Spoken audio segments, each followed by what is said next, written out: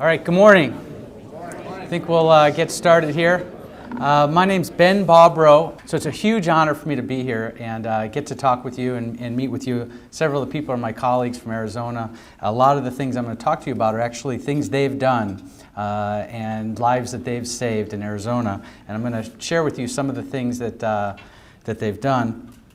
These are my disclosures. I volunteer for the Heart Association. I'm also part of what's called the Heart Rescue Project, and I have a NIH grant to study traumatic brain injury.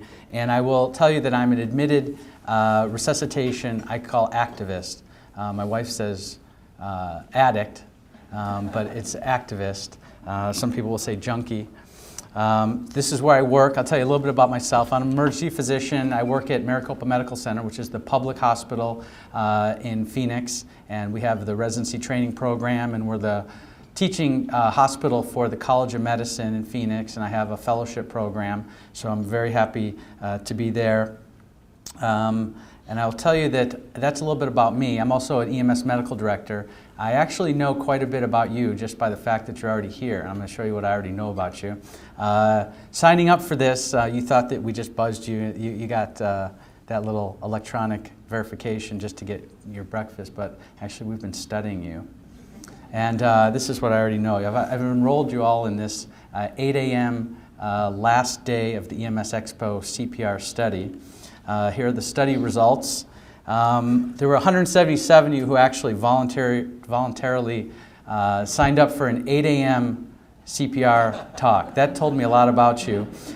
16 people actually got lost once they got to the airport in Vegas. They never made it to the conference. 6, unfortunately, tragically expired the first night. Those were the rookies that had never been to Vegas before. Apparently 9 people got married and are currently seeking annulment. 30, this is a large number, 30 have actually succumbed to Las Vegas buffet-itis. I've had that myself. It's not comfortable. Apparently about 32 people are still at the blackjack table, and just if they figure their luck's got to change at some point. There was reportedly 3 Bengal tigers in some of the rooms. Let's see what else. 3 people apparently couldn't find the room here, although they'd been here 3 times this week. This morning they weren't coherent enough to find the room. I guess some people are still working on their semi-plausible story for their wife as to exactly what happened this week. And 3 people, apparently 13 of you have a GCS of 13 this morning after a rough last night of EMS Expo. And so there will be 60 people who actually have completed the entire hour-long presentation and get the CME and the breakfast. So, no, I think all joking aside, it actually says a lot about people that actually get up at 8 a.m. the last day of a conference in Vegas and show up to talk about CPR. So I feel like I'm probably pretty much speaking to the choir. So what I'm going to talk about is I'm going to talk about a lot of things about CPR and about resuscitation, but I want to try to focus on what I think is probably most important and most applicable to the pre-hospital practice, and what I think is really kind of the new wave and the really interesting new stuff, which is the importance of measuring and consistently delivering high-quality CPR. You've heard that term a lot now. I'm sure you've read the 2010 guidelines, and if you did, I once counted in the guidelines, and I think it's like 132 times in the guidelines we refer to high-quality CPR. And so we don't really exactly define what that means. So I'm going to try to explore that a little bit with you, exactly what that term means. We're going to talk about really some of the implementation strategies and things to do in your communities with the guidelines. I volunteer for the Heart Association. I believe that implementing and measuring those guidelines really is our route to saving more people from sudden cardiac arrest. And finally, that saving people from cardiac arrest, out-of-hospital cardiac arrest, really is feasible. And I'm going to show you several communities. We're very fortunate to be one of them that has really made dramatic improvements in saving people from sudden cardiac arrest. And that this really is, I believe, right now, our great opportunity. We do a lot of things for the community. I do a lot of things for the community in my hospital, a lot of which are really not truly emergency medicine type things. We all are the safety net for society with our whole emergency medical system, but this is really the thing. Cardiac arrest really is our opportunity to save people's lives, and I think that that's really likely what a lot of us got into this for. So everything I say is actually going to be on this website. It is on the website now. It's azshare.gov. So if there's one piece of it, anything that even remotely sounds interesting, please go to the website and take it and download it and use it in your community. None of it's proprietary, but the best thing you could do is to actually use it in your community. So let's talk about the incidence of cardiac arrest. This is Graham Nichols' paper published in JAMA, and this might not be news to you, but cardiac arrest is a leading cause of death for adults in our country.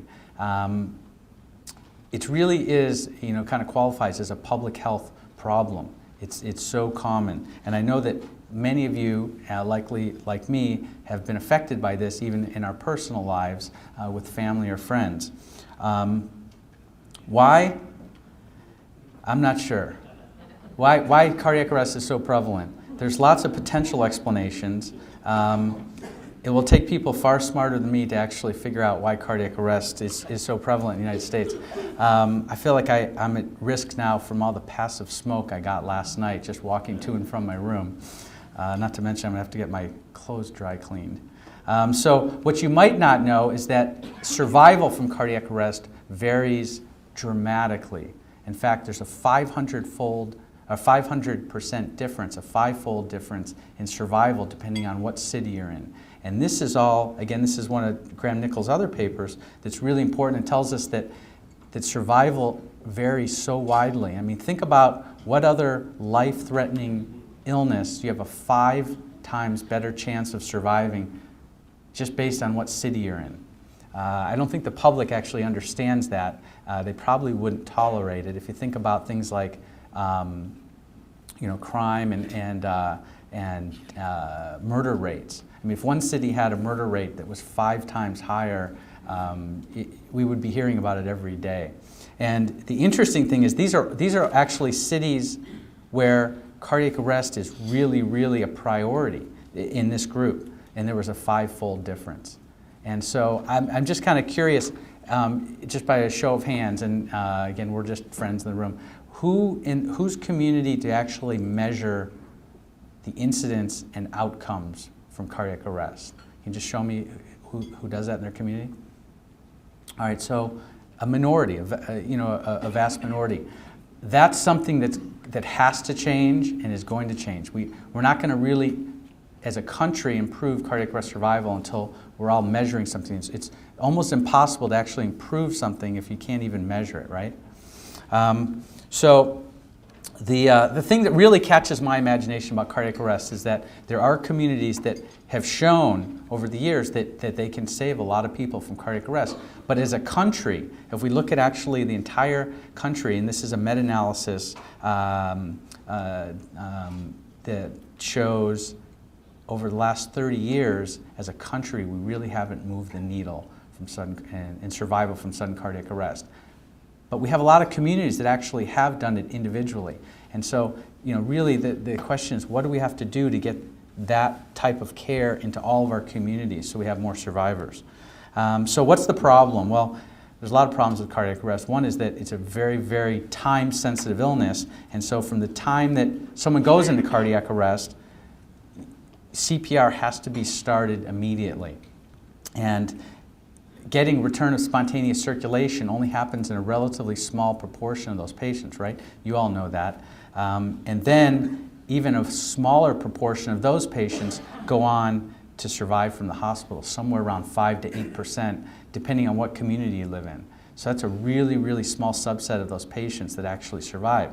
And so really what I want to focus on with you today is the potential for high-quality CPR, really what we're trying to do. And really, high-quality CPR can dramatically improve the chance that someone will get a pulse back. And of course, if we don't even get ROSC, then we're not going to have survivors. So this is really what motivates me to talk to people, especially people like you that are the ones really that are in charge of EMS systems and that can make changes in their systems, and that's really what we need to do to save lives. So all of these things need to be in your community. If we only have part of the chain of survival, we're unlikely to really maximize survival. If we just have, and I don't care if you could have the greatest EMS system, the greatest response intervals, the greatest high-level resuscitation, if no one's doing bystander CPR, you're unlikely to have really great survival rates. And conversely, if your hospitals aren't doing really good guideline post-cardiac arrest care, things like hypothermia, you're unlikely to have as many survivors as you can. So really what I'm talking about is the entire chain of survival and implementing and measuring that. And it's not easy to do, but it is feasible, and I'll talk to you a little bit about that. So I do want to focus a little bit on the EMS component. So this thing about CPR has really gone under a renaissance the last 5 to 8 years. We used to just sort of think CPR was CPR, but it actually matters. The quality of CPR actually is really important. And so there's lots and lots of studies that have looked at that. I just want to talk about a couple of them that I feel are some of the most important. One is a study by Tom Ofterheide in Wisconsin where he actually looked at both animals and humans, and he found that excessive ventilation is really, really bad. Basically increasing intrathoracic pressure decreases forward blood flow, and it has a very, very strong impact on survival. He also, at the same time, he looked at that in animals, and at the same time looked at it in clinical practice in his recently trained, very, very skilled paramedics, and he found that ventilation rates were very high. So a large proportion of the time, people got excessive ventilation. And like any good EMS medical director, he saw this. He went back and did focused retraining, and even after the retraining, ventilation rates were still way too high. And there might just be something about a resuscitation that is really, really difficult to slow down things like ventilation. There's so much energy, so much endorphin, you're trying to save someone's life. So I think that the ventilation piece and the excessive ventilation piece is a really important factor. Also, we know that Donna Ellison showed us that pauses in CPR dramatically impact your chance of successful defibrillation, and that even 10-second pauses are really bad. And think about the last time you did a code. How many 10-second pauses did you have in the resuscitation? Likely a few, if not longer, right? We also know that, this is data from what's called the ROC, the Resuscitation Outcome Consortium, where they looked at many, many different sites across the country, and they looked at what they call the chest compression fraction, or just the total time on the chest during the resuscitation. And they found that by quartiles, if they had less than 60 to 80% of the total resuscitation, someone was doing CPR, that they had worse survival. Interestingly, this was a paper that just came out just a couple months ago, Christian Valancourt, who showed that even in non-VF arrest, so people had asystole or PEA on first rhythm analysis, those people even had better survival rates if the chest compression fraction was higher. So, the non-shockable rhythms, the asystole and the PEA, that's really a huge challenge for us, right? Because we don't have a great therapy, but likely CPR is our best chance to actually help those people. And those people, by the way, are our most common subset of cardiac arrest patients, right? The VF patients are usually relatively small, somewhere around 20 to 25% of the time, depending on your community. So this is just lots of data that shows that our CPR quality is not optimal. And that this is data from Tucson. Terry Valenzuela showed that even in his really, really highly skilled paramedics, the off-chest time was about the same as the on-chest time. And this is only because they were following the guidelines that we had at the time, right? For things like pulse checks, rhythm analysis, endotracheal intubation, all those things that interrupted CPR. So really the message is anything that interrupts CPR is likely bad. So about this time, you're probably kind of you're kind of wavering into the so what, who cares. By the way, there's 3 things I need to get across in every talk: the so what, the who cares, and the what's in it for me. So I need to convince you why this is really important, and why what we've been doing historically is a little bit of desynchronous CPR, and we certainly can do a lot better than what we've done. This was actually animal data from my colleagues at the University of Arizona. That was one of the things that was so provocative and really interesting to me as an EMS medical director in Arizona, was that they showed that in animals, when they started CPR, the blood pressure to the animal in the animal's heart, what we know is best correlated with survival, it's called the coronary perfusion pressure, goes up with compressions but drops down very, very quickly once you stop compressions. And then it takes a while to build back up. And so what they showed is that when they did continuous compressions on the animals, that the animals actually had higher blood pressures, and just as many of the animals survived neurologically intact. Actually, more of them survived neurologically intact. So that was real, and we knew that 10 years ago, and that was an important finding. So probably one of the take-home messages is that really what we need to do is to measure the density of CPR and make sure we have as few interruptions in forward blood flow throughout the entire course of someone's resuscitation, including the bystander component, the EMS component, then even into the hospital, and I'll show you about that. So this is what some of my colleagues in Arizona did, and I'll call them out. These are some of my colleagues at the front right. They forgot to register, so they got sort of the bad seat in the house, but that's just that's kind of the way they are.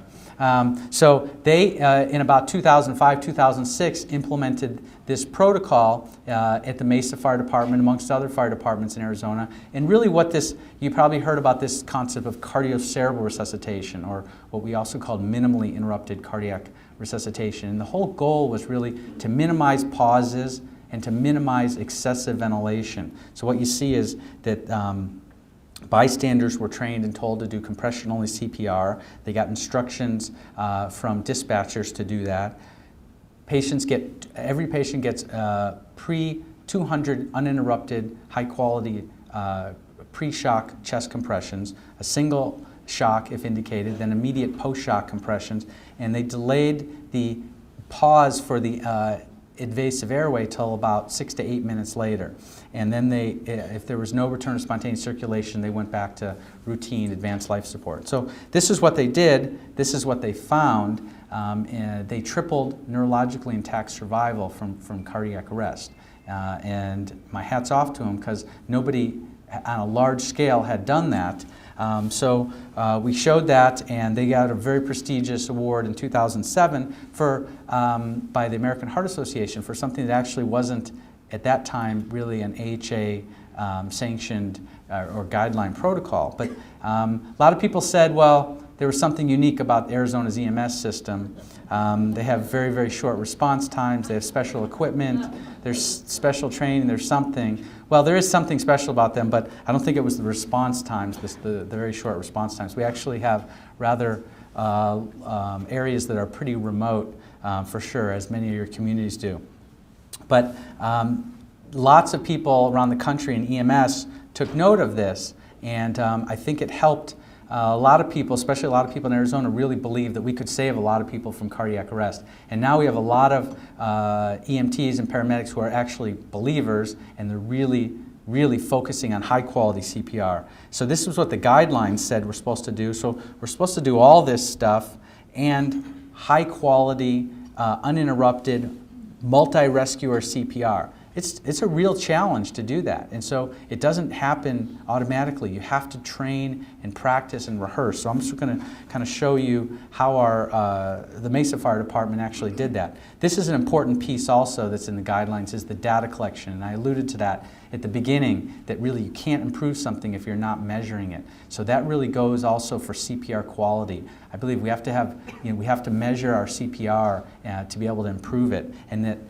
that in turn actually informs our training, and so we know how, what kind of training that we need to improve. And this is actually an iterative process that keeps going. It's not sort of a one and done kind of process.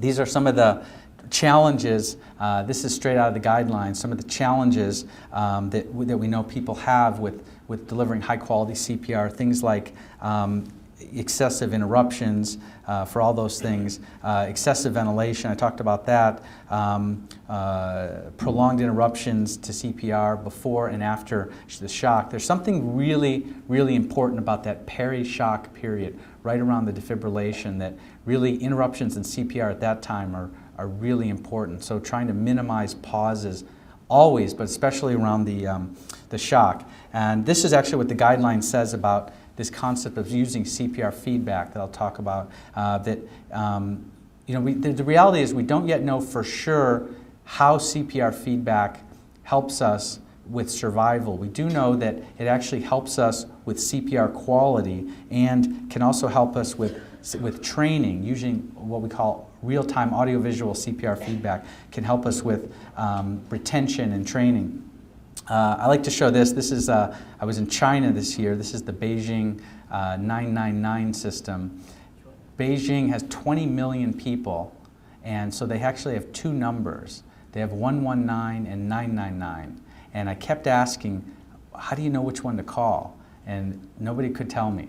So they just have two numbers. You either call 119 or 999, and someone eventually will get there. Not sure exactly. There's 20 million people. They told me there's 500 hospitals. So if you, I guess the message is, if you think your EMS system is complex and convoluted, if you haven't seen China, you haven't seen anything. So this is important. This is a paper that just came out, and I really wanted to include it because it's an important paper, again, from this Resuscitation Outcome Consortium that looked at CPR feedback. And it wasn't a randomized trial. It was what they call a cluster randomization. So they implemented CPR feedback in clusters in different locations. And what they did find is that CPR quality improved. And this was important. They found that CPR and quality improved on all the major things, rate and compression depth and compression fraction. But what they didn't find was that CPR feedback actually improves survival. So people can say, well, why not? And I'm going to show you why I think it might not have. But resuscitation is a really complex thing, and every time we try to isolate one intervention, whether it's CPR or hypothermia or any one intervention, it's often difficult to show an improvement in survival because that chain of survival I told you is really, each link is dependent on the link in front of it and behind it. And the other thing about that study is that their CPR quality actually was really, really good to start out with.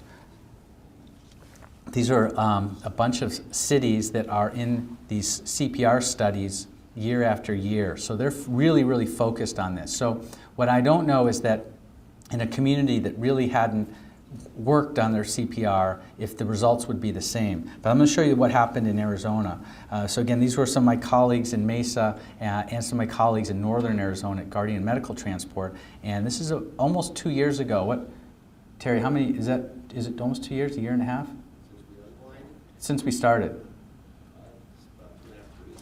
Okay, time's flying.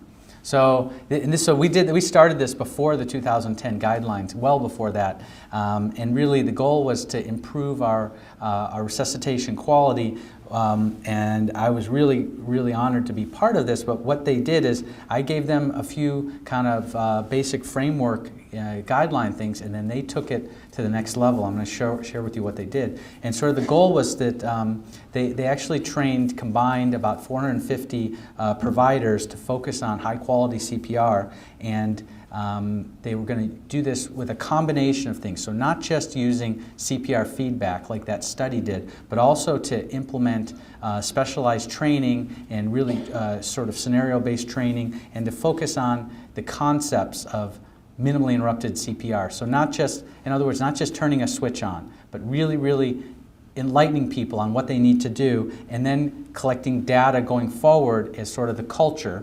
And so I kind of call this the bundle of care. So we sort of bundled all these things together. They had this model that many of you have heard about, sort of the pit crew model, So really the goal was that people need to collaborate and work together, and communication is really key if you're going to truly achieve these goals of minimizing all interruptions and delivering high quality CPR. They came up with sort of their own strategy for where providers would actually operate, what they would do, how they would rotate. It was a real stress and a real priority that the providers rotated mandatorily every 2 minutes. What we know is that CPR is really tiring, and when people don't switch frequently, that CPR quality goes down really quickly. They used the Zoll E-Series monitor. There are other monitors. Philips MRX monitor has real-time audiovisual CPR feedback. They used the Zoll E-Series that had a depth indicator, a rate indicator, this thing called a perfusion performance indicator, gave them a time, what was called the idle time. So told them basically, if they were off the chest, it lets you know, hey, you need to start CPR. And so they combined all these things, and the goal was to minimize all pauses to less than 10 seconds, ideally less than 5 seconds. And that, pretty much no matter what, stopping CPR, no matter what you're doing during resuscitation, is a bad thing. They used some evolving technology that was designed to minimize the time required for the device to charge. It was called Ready Charge. And it really, I think one of the other things that was really in the bundle, if you're going to try to do this in your community, is really changing the mindset. And they really wanted to develop this mindset that we can do this, that we can save people. In fact, people that are in VF, when we get there, we should save them. They should be a survivor. And that was different than what had been in the past. It started off 10 years ago that we didn't have any survivors. In fact, I almost never saw survivors in the emergency department. And then we saw the last few years we could have some survivors, but now sort of the goal is, and the thought is, that we should have survivors. And if we don't have survivors, for VF survivors, that maybe we didn't do everything perfectly, and that we need to figure out what we could have done differently. So that was really the expectation. But to get there, it required a lot of disciplined behavior. And so this is really their great work that they did. They did create a video that is on this website, azshare.gov, that I told you about at the beginning. So it's there for everyone to download. There's a couple different videos that I think are really high quality, that both explain what they're doing and then graphically visualize the entire training. So then they set to it. It wasn't just a one and done thing. They do frequent rehearsals and trainings, and many of them are unannounced, and then they do it really like a real resuscitation, going all the way to the emergency department. What's really interesting in the emergency department is this has changed now the quality of CPR in the hospital. So it's really interesting that one of the most life-saving therapies goes down in quality as you go into the hospital in many communities. In our community, that's the case. And so now the EMS care is actually helping drive the in-hospital care. And so people in the hospital are figuring this out also. I told you I work at the public hospital, and we have a program now for all of our resident physicians to actually to go through this training, and we measure the CPR right now in our emergency department. I hope to measure the CPR actually throughout the hospital eventually. It's really interesting, even in our intensive care, in most intensive care units, they don't actually measure CPR quality yet, but I think that's going to change. So I want to show you a little bit of the data. This is an example of an event without CPR feedback. You can see the depth. I'll just show you. So right here, this depth should be in this green line, and you only see a couple compressions that actually meet that depth. And then you see a lot of blank areas here, a lot of empty, and then you'll see the rate, chest compression rate, really all over the board, but very, very few compressions actually in that green zone. And you look at the chest compression fraction was about half the time. So about half the time during the resuscitation, there was no CPR being done. And so I would wager that that's common in most places. Unless you're measuring and focusing on this, that's a common thing. Here's another example. These were sort of some some charts that I'm showing you from before we implemented the whole program. Again, chest compression depth is less than 1.5 inches. Now the recommended chest compression depth is what? What is it? At least 2. At least 2. And so it's likely that deeper compressions, and there actually is good data to support this, deeper compressions actually improve survival. So that's why the guidelines now say at least 2 inches. And so we were far under that. The rate was a little on the high side. The reality with chest compression rate is we don't really know what the ideal rate is, and that's why the new guidelines say what for rate? At least 100. So I gave a talk to a bunch of cardiologists last weekend, and so I asked these questions, right? No one, there must have been 100 cardiologists. Not one of them knew the answers. So you are the experts in CPR, trust me. It's amazing that most people inside the hospital actually don't really know what's really going on with this stuff. So here you see the chest compression fraction is also 70%, a little bit better. And this is, I just like to show this. This is actually an example of fatigue. And so you can see what happens when you don't switch providers. There's actually some data that shows that in 1 minute, in 60 seconds, after 60 seconds, the quality of your CPR goes down. So what do you do when you get tired and you're doing CPR? You're supposed to switch, right, but what happens? What do you start to do physically? You start to lean, right? You just get tired. So you actually lean on the chest, and so your compressions get less deep, they get more shallow, and you also don't let the chest recoil. So it affects multiple different parts of CPR. And that's really common. This is it's really interesting. I kind of told you about in the hospital our CPR quality isn't as good. So we actually measured CPR quality at the scene, en route, during ambulance transport, which is definitely a challenge for lots of different technical reasons, and then inside the hospital. And you can just see without, I'll show you the numbers in a minute, but you can see the density of CPR is much higher at the scene than it is en route, and then in the ED it's much more sparse. And then you can see this is really interesting. This is what we found was the variability was a lot different. You can see the variability of the chest compressions here is when you en route and then in the ED is much different than here. You see they're just kind of pegged right on the right depth. And so we actually have a paper in press that we looked at this, and really the hope is that we spur more in-hospital people to kind of recognize this, that CPR quality is important, that the CPR quality actually can go down as you go into the hospital. So again, this is another example without feedback, and the reason I show you this one is we had a lot of pauses. I told you those peri-shock pauses are really important to focus on. And before we enabled the CPR feedback, we had long pauses. And this is an example where we had a 32-second pre-shock pause, which is not good. And we had even a 12-second pause after the shock before CPR was started again.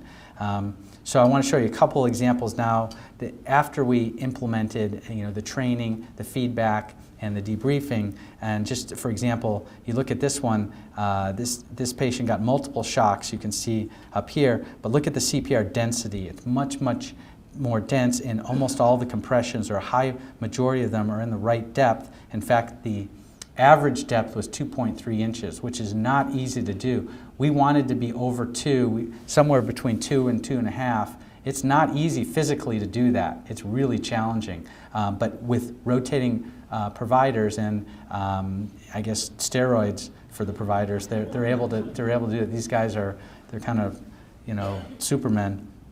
And then you can just see the rate is closer to the ideal, what we think is ideal, somewhere around between 100 and 120. And the chest compression fraction was 84%, 7-second pre-shock pause. So clearly, that's an example of much better CPR quality. So overall, cumulatively, and we've measured probably about 400 or 500 arrests now. After they implemented, you'll see the CPR, the chest compression rate was significantly better. The chest compression depth is much, much higher. This is our average pre-shock pause before and after we implemented the program. And this is really the money slide. So this is what's really important, and what matters the most is, does this actually improve survival. And so what we found is that in the city of Mesa, survival went from 31% to 58% right here for the witnessed VF. So 58% of the people actually went back home with their family. That turned out to be 11 lives in about the last year. It was not quite statistically significant, but certainly we're moving in the right direction. What I think is so interesting is that we had no survivors in the non-shockable groups, the asystole and the PA groups, before we implemented this, and we've had several survivors now in the asystole group, and that actually is statistically significant as we look at that.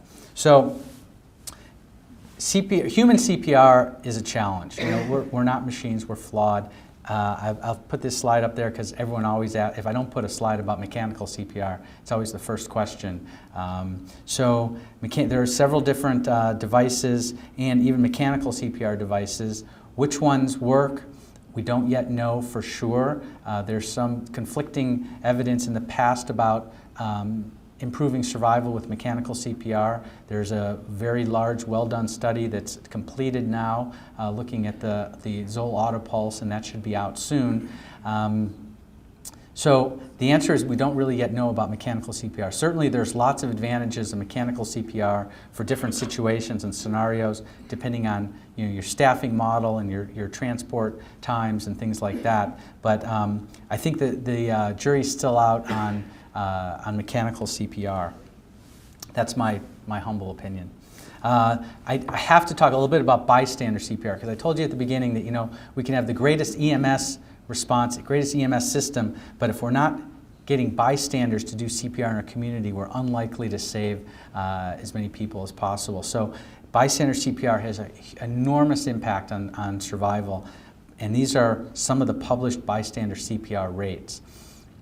So somewhere between 25 and 35% of the time, bystanders get any CPR. So we have to remember this, 70+% of the time, no one's doing anything. My hat's off again to my EMS colleagues. Our fire departments in Arizona actually took this on as a public safety message.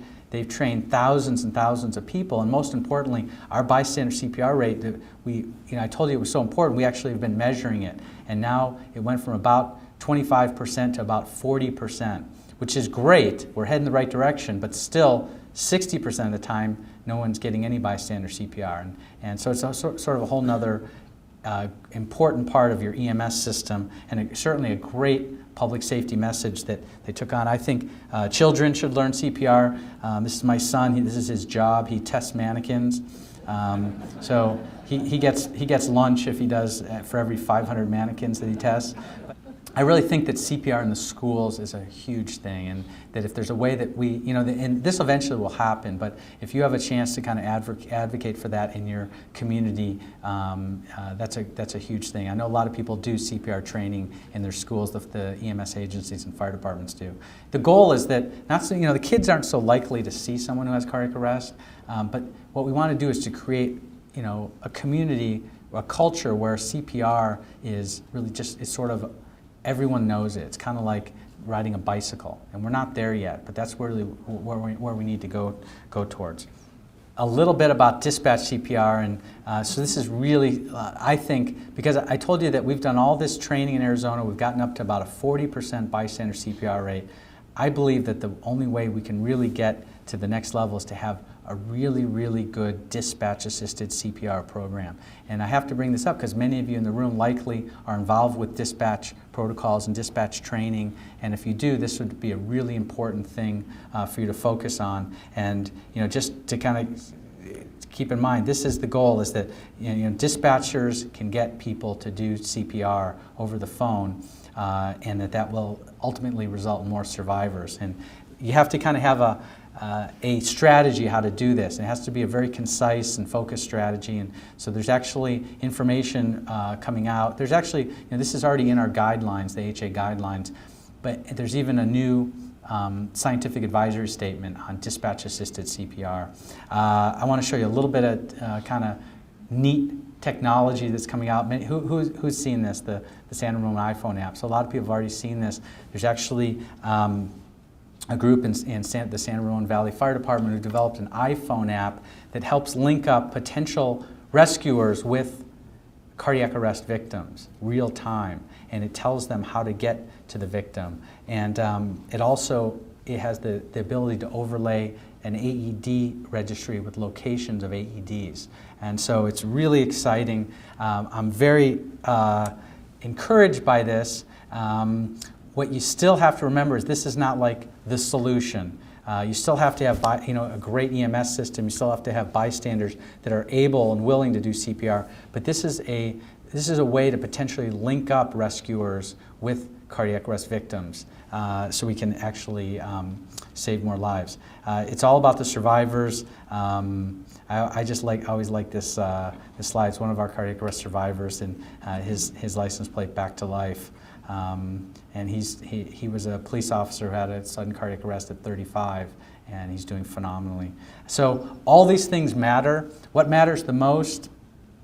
I don't know. I think it all matters, but really I think probably measurement is what matters the most. If you're collecting data and measuring your process and your outcomes, that I've just seen over and over in communities, that's probably the most important thing, because everything gets better when you start measuring and people are focusing on the right stuff. So this is this is through 2009, statewide in Arizona, that I told you we had quite low of a survival rate when we started in 2004, and by the end of 2009, we're over 30% statewide VF survival. And so there's many more communities. I showed you in Mesa, it's much higher than that. But the goal is to get as much of the state up to the highest levels possible, and then ultimately across the country. So we have over 700 survivors now in the state. I don't think it's because of the hamburgers, so our goal is to keep adding to that number. So really the take-home points are, I hope I convinced you, if I did a reasonable job here, that CPR quality really has a large impact on survival from cardiac arrest, that oftentimes CPR quality everywhere, inside the hospital and outside the hospital, is suboptimal, and likely to fix that, we have to do some really focused training, use some kind of feedback technology, and debrief, and really do this as a culture, continuously improving our CPR feedback, our CPR quality. And then finally, it's really our jobs as emergency healthcare providers. I don't care if you're in the hospital, if you're in the pre-hospital setting, to really dedicate ourselves to getting more bystanders to do CPR and to improving the quality of CPR inside the hospital and outside the hospital. So I want to acknowledge some of my colleagues that do all this work. They're the ones that actually get to save the lives, and it's just an honor for me to get to be part of it.